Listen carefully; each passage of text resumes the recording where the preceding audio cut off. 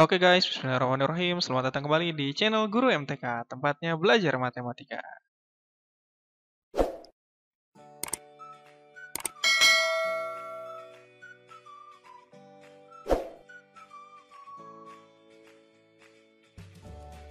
Ya, kita akan bahas kembali tentang seleksi kompetensi bidang untuk guru matematika. Oke, ini tentang pedagogiknya. Jadi kumpulan soal ini saya dapatkan dulu pengalaman saya waktu saya pernah ikut pendidikan profesi guru atau PPG. Di mana untuk SKB itu nanti akan ada dua kompetensi ya, kompetensi profesional dan kompetensi pedagogik. Nah, untuk kompetensi profesional pernah saya bahas dua video. Itu videonya nanti linknya saya taruh di atas atau nanti saya taruh di deskripsi. Itu tentang limit dan tentang integral ya. Itu nanti kalau mau kalian pelajari silakan kalian lihat. Kali ini saya akan bahas tentang pedagogiknya. Untuk saya bagi dua part ya pedagogik yang akan saya bahas. Part pertama ini soal 1 sampai 10. Nanti soal 11 sampai dengan 20-nya kalian tunggu aja nanti di video selanjutnya. Oke ya. Untuk SKB guru matematika itu dia berkaitan dengan seperti ini contohnya dia nih. Jadi ada soal begini ya. Diketahui KD berikut, kompetensi dasar ya, menganalisis hubungan antara data dan cara penyajian dalam bentuk tabel, diagram garis, kemudian diagram batang, dan diagram lingkaran. Nah, dan indikator-indikator sebagai berikut. Pertama, mengurutkan data tunggal, menentukan data terkecil dan terbesar, menentukan jangkauan data, menafsirkan dan menyimpulkan sajian data yang berupa tabel. Nah, yang ditanya adalah dari indikator-indikator tersebut, indikator yang sesuai dengan KD yang disajikan. Katanya kan kompetensi dasarnya itu adalah hubungan atau menganalisis hubungan antara data dan penyajiannya. Berarti data kita sajikan, gitu kan? Kalau melihat dari indikator yang ada di sini, yang bisa dipakai atau yang bisa sesuai dengan KD tadi, pokoknya cari yang pertama, yang berhubungan dengan cara penyajian data. Jadi kan pertama, ini yang pertama ada mengurutkan data tunggal. Penting ya mengurutkan data supaya nanti kita tahu apa? Tahu data terkecil dan terbesarnya. Nah, berarti 1 dan 2 itu kepake sama kita. Oke ya. Kemudian menentukan jangkauan data. Perlu nggak? Perlu banget menentukan jangkauan data. Kalau misalkan nanti disajikan dalam bentuk tabel data berkelompok, jangkauan dipakai nanti untuk mengetahui panjang kelas. Ya nggak? Kemudian menafsirkan dan menyimpulkan sajian data yang berupa tabel. Nah, nomor 4 ini kurang relevan dengan KD-nya. Kenapa? Karena KD di sini hanya diminta antara data dan cara penyajiannya, bukan bagaimana menafsirkan si data yang sudah dibuat dalam bentuk tabel, diagram garis, maupun diagram batang, ataupun diagram lingkaran. Jadi untuk indikator keempat ini kurang relevan. Yang lebih relevan yang mana? Itu yang sesuai. Hanya 1, 2, dan 3. Karena penting ya mengurutkan data tunggal itu penting. Menentukan data terkecil dan terbesar penting. Kemudian jangkauan data juga penting. Maka 1, 2, 3 itu kita pakai. Maka jawaban yang paling pas adalah yang C. Oke ya. Nah, gitu. Oke. Silakan kalau misalkan nanti kita mau berdiskusi, saya punya pendapat lain gitu kan. Silakan nanti di kolom komentar kalian tuliskan komentarnya. Kita lanjut nomor 2. Nomor 2, dari KD menganalisis hubungan antara data dan penyajian masih sama ya. Seperti yang nomor 1 tadi. Salah satu indikatornya adalah mengurutkan data tunggal. Materi pelajaran prasyarat yang sesuai dengan indikator tersebut adalah seperti yang kita tahu prasyarat. Prasyarat itu adalah kemampuan yang harus dipenuhi siswa sebelum mendapatkan atau menerima pembelajaran yang baru. Gitu kan? Jadi ini sebagai prasyaratnya. Mana nih supaya bisa mengurutkan data tunggal, prasyaratnya apa? Gitu kan? Yang A, membandingkan dua data tunggal. Yang B, menentukan rata-rata data tunggal. C, menentukan median. D, mengurutkan data tunggal. E, semua jawaban benar. Nah, ini akan lebih mengarah ke indikator, gitu kan? Indikatornya kan mengurutkan data tunggal. Maka prasyaratnya adalah apa? Gimana kan indikatornya mengurutkan data tunggal. Kalau membandingkan dua data tunggal kira-kira pas nggak? Kalau menentukan rata-rata data tunggal ini kurang ya, karena rata-rata nggak ada berkaitan dengan mengurutkan data. Oke ya, mengurutkan data itu nggak berkaitan dengan rata-rata. Rata-rata walaupun datanya nggak terurut juga, dia tetap bisa menentukan rata-rata. Otomatis semua jawaban benar juga salah kan ya? Salah. Kemudian ini mengurutkan data tunggal. Kan justru indikatornya mengurutkan data tunggal. Berarti prasyaratnya bukan mengurutkan data tunggal dong. Oke ya. Nah, antara A dan C yang kita cek nih ya. Kan sekali lagi nih ya. Katanya salah satu indikatornya adalah mengurutkan data tunggal. Materi pelajaran prasyarat yang sesuai dengan indikator tersebut adalah apa? Kalau yang C, perhatikan yang C, menentukan median. Median ini adalah kemampuan yang bisa dia yang bisa dia penuhi kalau dia bisa mengurutkan data. Jadi median ini setelah mengurutkan data harusnya, bukan sebelum mengurutkan data. Sedangkan prasyarat adalah kemampuan sebelum mendapatkan yang ini, gitu kan? Berarti yang lebih tepat yang mana? Yang A dong. Karena median ini bisa dipenuhi kalau dia bisa mengurutkan data. Berarti untuk bisa mengurutkan data, berarti prasyaratnya apa? Bisa membandingkan dua data tunggal. Oke, berarti yang A. Lanjutkan ya. Yang nomor 3. Diketahui indikator KD sebagai berikut. Menafsirkan dan menyimpulkan sajian data yang berupa tabel. Media pembelajaran yang sesuai dengan indikator tersebut adalah, ingat ya, media. Di sini disebutkan media. Media pembelajaran. Oke ya. Yang pertama, soal-soal di LKS. Yang B, kita eliminasi lah satu-satu ya. Kita eliminasi. Gambar grafik dari suatu tabel. Kan di sini katanya menafsirkan dan menyimpulkan sajian data yang berupa tabel. Gambar grafik dari suatu tabel. Yang C, PowerPoint. Yang D, sajian data tunggal. E, semua jawaban benar. Nah, karena tujuan di sini adalah menafsirkan dan menyimpulkan sajian data yang berupa tabel, berarti sajian data tunggal otomatis salah dong. Iya nggak? Karena yang harus ada ya udah dalam bentuk tabel seharusnya. Karena tujuan dia adalah menafsirkan dan menyimpulkan sajian data yang berupa tabel. Otomatis yang E juga salah.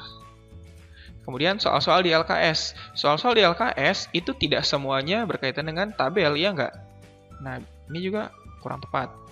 Kan media pembelajaran yang sesuai.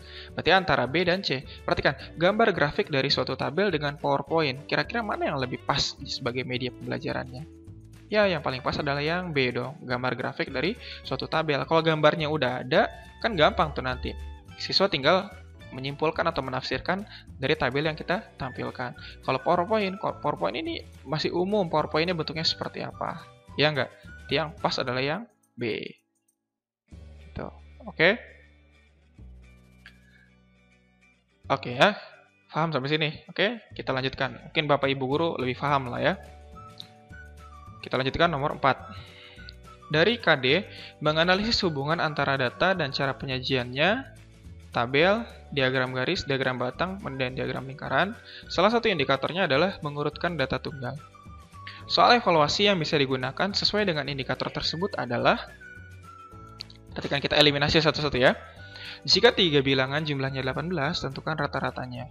Nah, ini nggak ada kaitannya dengan mengurutkan data ya. Sekali lagi rata-rata itu nggak mesti diurutkan juga dia tetap bisa dicari. Berarti ini kurang pas. Yang B, diketahui data sebagai berikut. 7253621. Median dari data ini adalah bisa jadi ini ya. Coba kita cek dulu yang C. Diketahui data sebagai berikut. Modus dari data ini adalah, nah modus nggak perlu ya. Modus itu sebenarnya nggak bisa diurutkan. Ini nggak pas. Yang D, diketahui data sebagai berikut. Rata-rata, sekali lagi rata-rata tidak perlu diurutkan. Jawaban benar juga otomatis salah. Nah, yang paling pas adalah tentang diketahui data sebagai berikut. Median dari data ini adalah apa? Karena kalau si siswa bisa menentukan median, otomatis mengurutkan data tunggal terpenuhi. Berarti ketika siswa bisa menentukan median, kan median bisa dengan cara diurutkan awalnya ya. Jadi datanya diurutkan terlebih dahulu, baru tentukan nilai tengahnya. Nah, ketika siswa bisa menentukan median, otomatis mengurutkan data tunggal juga terpenuhi. Maka yang B jawabannya pas. Oke, begitu ya. Oke, silakan. Mungkin kalau ada yang mau diskusikan, kita diskusikan. Sekali lagi, Bapak Ibu Guru mungkin lebih paham. Nanti bisa kita diskusikan di bawah ini. Oke ya. Jadi ini jawaban semua versi saya pribadi. Kalau ada mungkin sedikit perbedaan, bisa kita diskusikan sama-sama. Oke? Yang 5. Diketahui KD sebagai berikut. Menganalisis hubungan antara data dan cara penyajian. Masih sama, KD-nya masih KD sama ya. Ini tentang materi statistika. Oke, dari tujuan pembelajaran berikut ini. A. Nomor 1. Melalui diskusi kelompok dengan media gambar, siswa dapat mengurutkan data tunggal. Melalui diskusi kelompok dengan media gambar, siswa dapat menentukan data terkecil dan terbesar. Melalui diskusi kelompok dengan media gambar, siswa dapat menentukan jangkauan data. Melalui diskusi kelompok dengan media gambar, siswa dapat menafsirkan dan menyimpulkan sajian data berupa tabel. Tujuan pembelajaran yang sesuai dengan KD. Nah, perhatikan sekali lagi ya. Ini pertanyaannya mirip dengan yang soal nomor 1 tadi. Di sini kan hubungan antara data dan cara penyajiannya. Berarti, berkaitan dengan menafsirkan dan menyimpulkan sajian data berupa tabel, ini kurang pas. Yang pasnya apa? Siswa, ya inilah. Pertama, bisa mengurutkan data tunggal. Ini benar ya. Kemudian, bisa menentukan data terkecil dan terbesar. Ya enggak? Yang C dapat menentukan jangkauannya. Ini juga benar. Tapi kalau menafsirkan dan menyimpulkan sajian data, ini bukan bagian daripada KD yang ada di sini. Karena sekali lagi KD-nya hanya data dan cara penyajiannya. Berarti yang sesuai dengan KD adalah 1, 2, dan 3. Yang C lagi ya. Seperti itu. Oke? Kita lanjutkan ya, nomor 6. Pada pembelajaran matematika, topik kesebangunan dan kekongruenan tersedia topik sebagai berikut. Nah, ini topik-topiknya ya. Kesebangunan bangun datar, kesebangunan segitiga, kekongruenan segitiga, kekongruenan bangun datar. Urutan topik yang seharusnya dipelajari siswa. Nah, apa sih yang dimaksud kita? Perhatikan dulu, apa yang dimaksud dengan kesebangunan, apa yang dimaksud dengan kongruen. Nah, kalau misalkan dilihat dari definisinya terlebih dahulu, kesebangunan itu harus dipelajari duluan dibandingkan dengan kongruen. Kenapa? Karena kongruen itu adalah, definisi kongruen itu artinya dua bangun yang sama dan sebangun. Ya enggak? Yang bangunnya sama, baik berupa ukuran sudutnya maupun panjang-panjangnya, kemudian juga sebangun, artinya bangunnya sama, gitu kan? Sama dan sebangun. Sedangkan kesebangunan adalah dua bangun datar, gitu kan, yang memiliki perbandingan sisi-sisi yang bersesuaiannya punya perbandingan yang senilai, gitu kan? Berarti kesebangunan ini urutan yang pertama yang harus dipelajari. Maka 1 dan 2 ini haruslah yang pertama dipelajari. Berarti urutannya yang C sudah pasti salah karena 4 dulu dia. Semua jawaban salah, ya kita belum tahu nih ya. Nah, ini kan 1, 2, 2, 1, 2, 4 juga salah ini ya. Oke, karena 4 di awal. Ingat, nanti ya, kongruenan itu nanti, terakhir deh ya. Setelah sebangun diselesaikan terlebih dahulu, baru kita bahas tentang kekongruenan. Nah, kita lihat option A dan option B. 1, 2, 3, 4. Pertama, kesebangunan bangun datar dulu. Baru kesebangunan segitiga katanya. Terus kekongruenan segitiga, baru kekongruenan bangun datar. Sedangkan yang B, kesebangunan segitiga dulu. Kemudian kesebangunan bangun datar, kemudian kekongruenan bangun datar, baru kekongruenan segitiga. Nah, dilihat dari kedua option ini ada yang benar salah satunya ya. Ini bisa, dua-duanya bisa sebenarnya, tapi nanti kita cek lagi. Otomatis yang X salah nih ya, karena ini nggak mungkin semua jawaban salah. Ini di antara dua ini bisa benar. Perhatikan yang option A dulu, 1, 2, 3, 4. Kesebangunan bangun datar, ini benar dipelajari pertama. Setelah itu baru kesebangunan segitiga, betul ya. Kemudian kekongruenan segitiga, betul. Terus kekongruenan bangun datar, ini juga betul. Berarti 1, 2, 3, 4 itu betul. Jawabannya yang A, oke. Jadi pertama dipelajari dulu terkait dengan kesebangunan bangun datar, setelah itu baru kesebangunan segitiga. Baru setelahnya kekongruenan segitiga, setelah itu baru kekongruenan bangun datar. Oke? Kalau 2, 1, 4, 3 kenapa salah? 2. Yang pertama dipelajari itu harusnya kesebangunan bangun datar dulu sebelum kesebangunan segitiga. Oke ya? 2, 1, 4, 3 harusnya kesebangunan bangun datar dulu baru kesebangunan segitiga. Setelah itu baru nanti yang lain-lainnya. Oke? Sebenarnya bisa jadi sih ya, 1, 2, 4, 3 juga bisa sebenarnya ya. Jadi kekongruenan bangun datar dulu baru kekongruenan segitiga. Tapi biasanya memang kekongruenan segitiga dulu yang menggunakan postulat sisi gitu kan ya, sisi sudut sisi dan seterusnya. Itu menggunakan postulat itu ada di kekongruenan segitiga. Jadi jawaban yang pas menurut saya itu jawabannya 1, 2, 3, 4. Oke? Silakan kita diskusikan di kolom komentar. Oke ya? Semakin banyak diskusi akan semakin bagus. Dan silakan di-share kepada teman-teman yang lainnya lagi. Oke, yang sedang berjuang di SKB CPNS tahun 2020 ini. Untuk yang PNS tahun 2019 kemarin sudah tes SKD-nya. Oke ya. Selanjutnya nomor 7. Pada saat siswa mempelajari materi kesebangunan, agar pemahaman mereka bisa lebih baik, maka yang perlu ditambahkan dalam pembelajaran adalah, yang diminta untuk meningkatkan pemahaman, gitu kan, agar pemahamannya bisa lebih baik lagi. Yang A, memberikan latihan soal tentang kehidupan sehari-hari yang berkaitan dengan kesebangunan. Bisa jadi ya. Yang B, memberikan gambar-gambar tentang kehidupan sehari-hari yang terkait dengan kesebangunan. Ini juga bisa hampir mirip dengan yang A. Yang C, memberikan soal latihan terkait segitiga. Ini kurang pas. Yang D, memberikan motivasi tentang manfaat kesebangunan.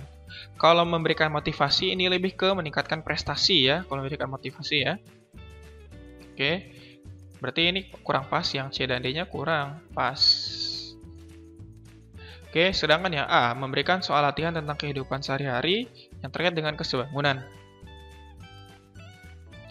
Pada saat siswa mempelajari materi kesebangunan agar pemahaman mereka bisa lebih baik lagi. Yang B memberikan gambar-gambar tentang kehidupan sehari-hari yang terkait dengan kesebangunan. Kalau misalkan kita akan meningkatkan agar pemahaman bisa lebih baik lagi, itu kita lebih gunakan soal-soal yang berkaitan dengan kehidupan sehari dibanding dengan gambar-gambar. Kalau gambar-gambar dia hanya bisa tahu gambar-gambar. Tidak ada sesuatu yang membuat dia merasa ingat selalu gitu. Tapi kalau misalkan soal-soal tentang kehidupan sehari-hari, dia double di sana. Jadi nanti ada tentang kehidupan sehari-hari yang dia dapat dan dia mampu menyelesaikan tentang permasalahan-permasalahan yang berkaitan dengan kesebangunan pada kehidupan sehari-hari. Yang A lebih meaningful dia. Oke ya? Yang A lebih meaningful. Oke, seperti itu. 7 clear ya. Oke, kita lanjutkan. Nomor 8.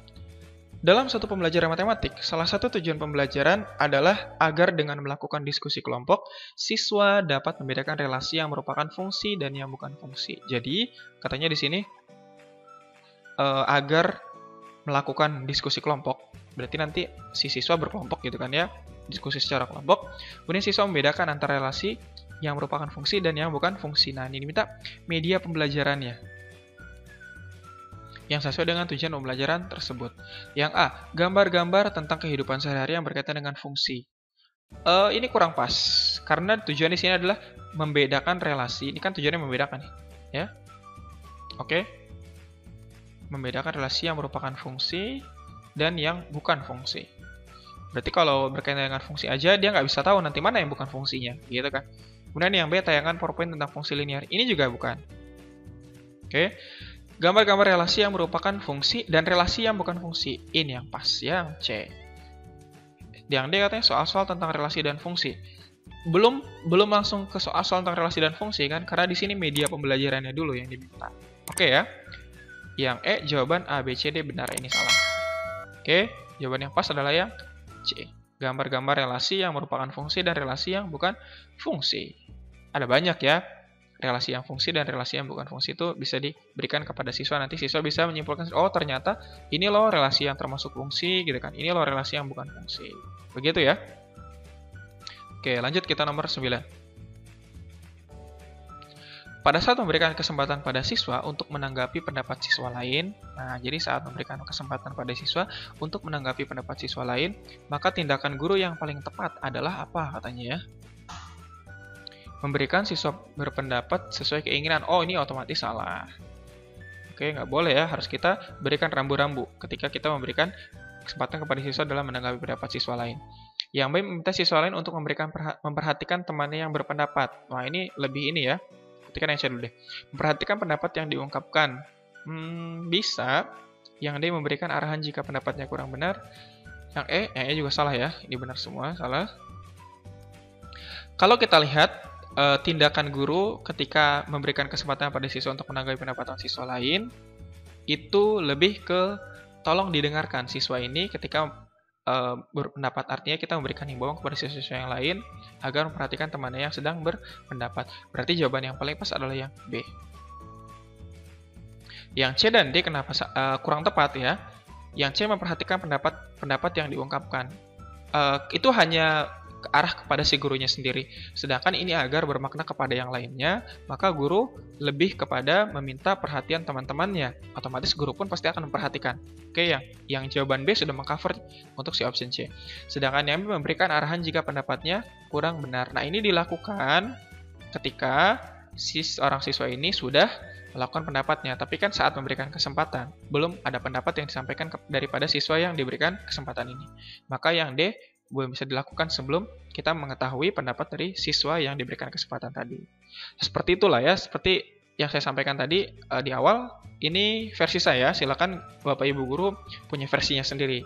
Tapi ini gambaran soal pedagogik, nanti Bapak Ibu Guru bisa paham lah ya tentang, oh ternyata soal pedagogik gambarannya seperti ini. Gitu, oke? Soal terakhir, pada saat pembelajaran materi bangun ruang sisi lengkung, digunakan gambar jaring-jaring kerucut. Oke, ada jaring-jaring kerucut. Kemudian, tetapi siswa masih kesulitan saat diajak untuk menemukan ruas luas permukaan kerucut. Ini ruas ya. Luas nih, sorry. Bukan lias ya. Luas, ini luas permukaan kerucut. Scaffolding. Scaffolding itu apa sih scaffolding? Scaffolding itu bantuan-bantuan ya. Jadi bantuan. Guru memberikan bantuan, artinya bantuannya berupa clue atau berupa apa namanya ya, pertolongan yang guru berikan tapi tidak langsung menjurus kepada jawaban. Tidak langsung menjurus kepada penyelesaian. Hanya berupa apa namanya, bantuan-bantuan singkat yang guru bisa sampaikan sehingga siswa tuh oh ternyata gini loh, oh ternyata gini. Jadi scaffolding itu seperti bantuan-bantuan gitu ya, yang bisa diberikan agar siswa menemukan rumuslah temukan kerucut. Oke, sekarang yang A, coba ya, meminta siswa mengaitkan kerucut dengan kehidupan sehari-hari. Bisa sih ya, cuman ini nggak akan menjawab permasalahan di atas. Kan katanya siswa ini sulit untuk menemukan luas permukaan, berarti ini kurang pas. Kalau misalkan pertanyaannya siswa sulit apa namanya, membayangkan kegunaannya atau sulit membayangkan kerucut ini dipakai dalam kehidupan sehari-hari untuk apa. Nah, baru kita arahkan ke option A. Kemudian yang B, siswa diminta untuk melihat hasil pekerjaan siswa lain. Oh, nggak boleh. Ini dia mendidik siswa jadi tidak percaya diri dengan jawabannya dan nanti budaya mencontek malah akan semakin merajalela. Jangan ya.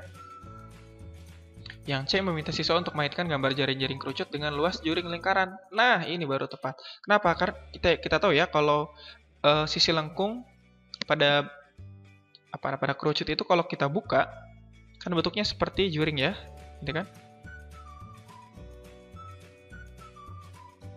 Ya nggak seperti itu ya. Jadi dia tuh. Ini kan seperti juring. Nah, ini kan bagian selimut kerucutnya. Maka yang paling pas adalah yang C. Yang E kan sudah pasti salah ya. Memperhatikan pendapat teman yang sedang berdiskusi. Ini kurang pas. Karena yang diminta scaffolding bantuannya. Oke, saya rasa sampai di sini dulu untuk pembahasan berkaitan dengan ini ada nomor 11. 11 nanti kita dibahas di video selanjutnya. Sampai nomor 10 dulu. Oke, jika ada yang ingin ditanyakan dan ada yang ingin didiskusikan, silakan. Saya sangat terbuka sekali untuk bisa berdiskusi di kolom komentar. Dan jika ini bermanfaat, silakan share kepada yang lainnya. Dan jangan lupa untuk like jika suka dengan video ini. Dan juga kalau belum subscribe, silakan diklik tombol subscribe-nya supaya bisa semakin tahu update informasi terbaru dari channel Guru MTK. Sampai di sini dulu. Terima kasih atas perhatiannya dan terima kasih sudah mengklik video ini. Saya ucapkan terima kasih. Assalamualaikum warahmatullahi wabarakatuh.